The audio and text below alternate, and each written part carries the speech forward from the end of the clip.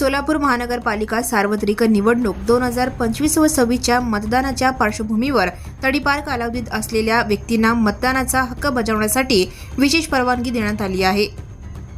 Police उपायुक्त परिमंडळ श्री विजय कबाड यांनी दिनांक 15 जानेवारी 2026 रोजी सकाळी 8 ते दुपारी 12 वाजेपर्यंत सोलापूर शहरात येण्याची परवानगी दिली आहे। ही परवानगी महाराष्ट्र पोलीस कायदा कलम 62 टीप 3 पोट कलम 2 अन्वय अटी व शर्तीसह दिली गेली आहे। मतदानाचा हक्क प्रत्येक पात्र नागरिकाला मिळावा यासाठी ही विशेष व्यवस्था करण्यात आली आहे।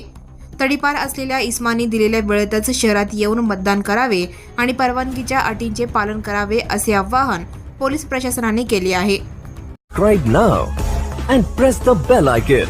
Never miss an